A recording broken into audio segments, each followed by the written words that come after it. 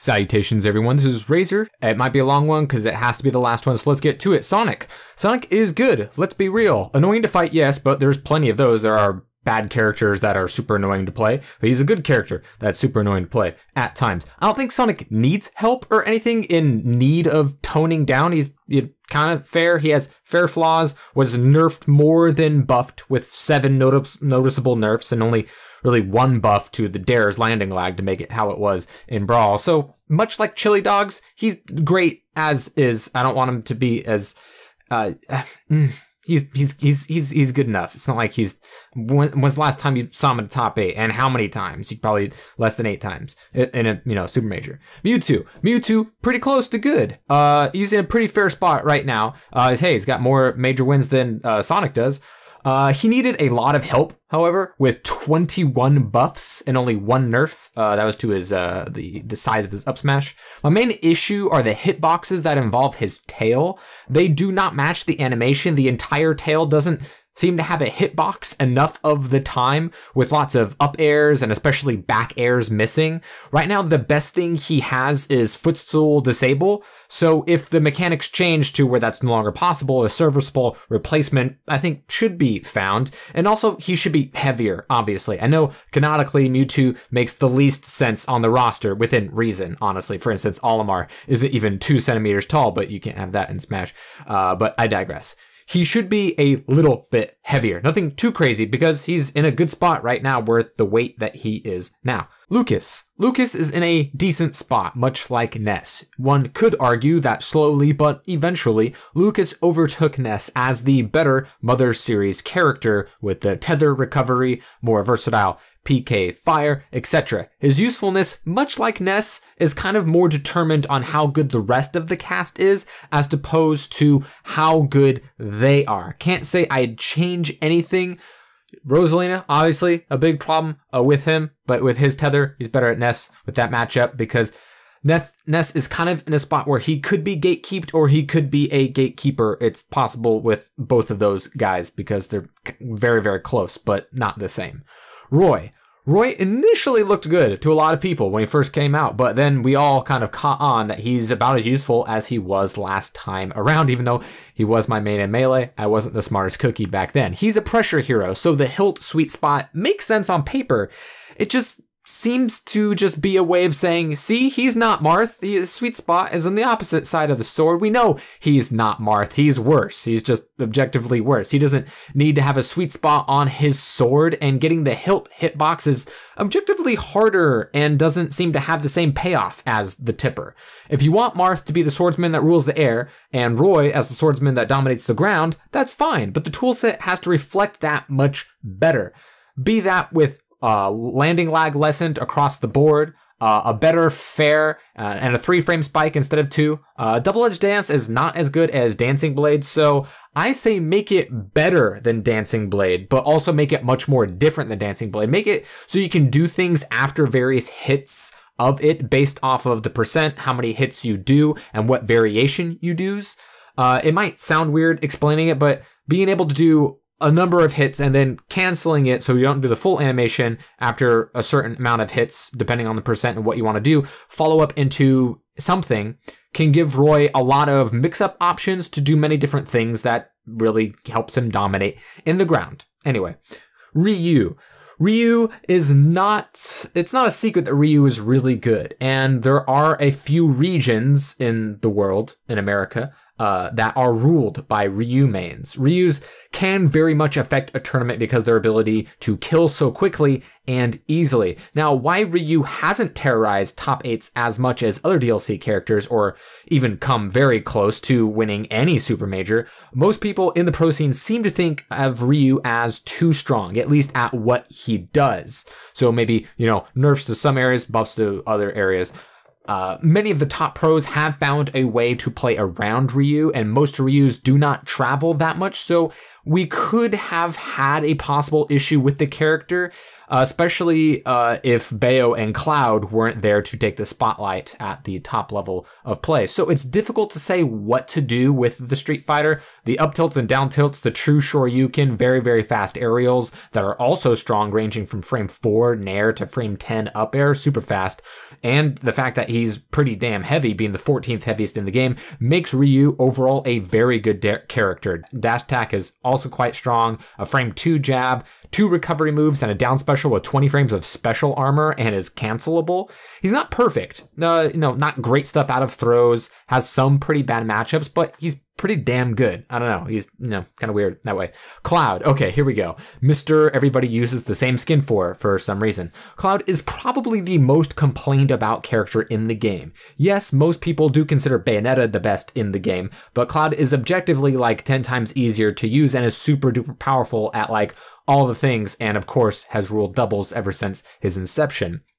Up airs and down airs with a lot of active hit frames. It's huge, it's disjointed and fast and can kill and almost can't be challenged. And that's 2 of his aerials. An insanely powerful dash attack, like stupid strong, fast, huge, and my god, it's just way too strong. All his aerials can kill. All his smash attacks can kill pretty early. All his aerials can kill pretty early too. Like every single one of them. A huge projectile, and you'll eventually, without even trying, become a very character in every single way, thanks to Limit. So Cloud needs nerfs if he returns in a big way. Limit is fine. It's unique, but its effects might need to be toned down depending on the rest of the kit and the rest of the characters and how the game works mechanics-wise. Dash attack needs a big nerf to its knockback, like make it no longer a kill move. Up air can be toned down. I think Dare is okay. Hey, look, it's a 3-frame spike, as they all should be. Yes, his climb hazard can be hit out when hit out of properly, does not allow you to tech anything, but hey, the rest of him is so broken that has never really factored in many matchups at all. So if you tone down most of the aerials, his stupid powerful frame 19 multi-hit high damage forward smash, and a dash attack that kills anything, anywhere, then yeah, we'll give you the ability to tech those couple of frames, you whiny emo soldier first class that couldn't even save Aerith. Spoilers for super old game. Sorry, don't at me. Everybody knows I am your father. Corrin, the forgotten DLC character that people forget is pretty good, unless they watch Cosmo or Leo when he isn't feeling any other character. First off, there's a glitch where Corrin can be a dude. What's up with that? Corrin's a girl and she's beautiful. Corrin is pretty great as is. Good zoner, fair risk, fair reward, a kill throw, a good projectile, aerials that kill, good stuff. I feel like back air has kind of a weird hitbox. I know it moves Corrin as well, so you can use it to help recover as well as killing with it, but I just feel like it's weird because it's both of those things, or I don't know, maybe the hitbox I feel like needs to be taller or bigger. I don't know. Don't know if Corrin mains feel the same way. Probably not, because they're just more experienced. I don't like it when her dare stalls, kind of like any dare that stalls in the game, so I just want those to be gone. Give us consistency, at least for us bad players out there. Just don't see any use in it. Like, when is that better than... Anyway.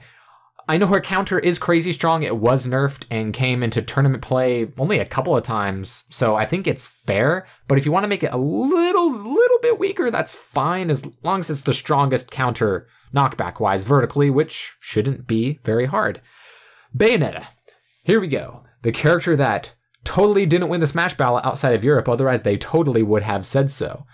I know people have strong opinions, and yes, she is the best character in the game, and has tools that belong nowhere in this game. That said, let's accept the fact that popular Sega character is almost guaranteed to come back as of recording this episode. So let's try and fix her. Yeah, first, obviously, get rid of the triple jump glitch. It's insane, not that hard from how often I see it, and it's a glitch. So let's patch that out. Yeah, it's not supposed to be there, and it's super strong. Bayonetta is notorious for not having to care about the neutral. She can lose the neutral a dozen times in a row and laugh, as after one hit, one up tilt, one forward tilt, one witch twist, one witch time, and your stock is instantly deleted for free. All that work you did means nothing because she got one hit. First off, delete Bat Within because holy shit is that broken. A frame 1 air dodge and frame 1 spot dodge that just negates anything anybody does to you outside of the damage. It works for spot dodge, rolls, air dodge, and her down special. Like, for real, why is this in the game? You could perfectly hit a fully charged, sweet spotted, anything, and Bat Within just says, lol, that was cute. You could perfectly do anything, and just get that out of my game. Witch Time is just inherently too good as well. It's the fastest counter in the game at frame 5. It's saved by Bat Within when you don't get it just right. I know it does decay and is not always going to be the same every single time, but it allows you at best to read the entire works of Shakespeare and then do any combo you want. And at worst, allows you get out of jail free card. And let's not forget, she has a kill combo at any percent in the game. Oh, but just DI, says the idiot who's never played against Bayonetta or ever seen one in tournament. You can read DI. How else do you think all the best players in the world, even today, get killed by her insanely long and powerful kill combos at any percent? If you're so good at DIing Bayonetta combos, then why didn't you win EVO last year? Since apparently you think you're better than Zero and Salem. Okay, we good? All right, so Zero to Death can go out the window as far as I'm concerned, as far as off the top without platform intervention. Her backer also seems too strong considering how many different ways she has to kill, and the fact that it's pretty fast, pretty decent range. She also, like Diddy, has 2 kill throws. Like, she doesn't need that much help, guys. Anyway, there's so much wrong with this character, like the fact that you can't edgeguard her at all, and almost, and she can recover from the depths of Hades. It's just hard to say what would put her in a good spot because so much work needs to be done. I don't want her bottom tier. I don't want anyone to be bottom tier. However inevitable that will be. There's going to be 5 to 6 characters that are bottom tier. But she can't be what she is in Smash 4, plain and simple. As long as that's not the case, that's a step up. Okay, bye. Smash 5 is going to be fun. And none of these videos will really matter. Just having fun. Okay, bye.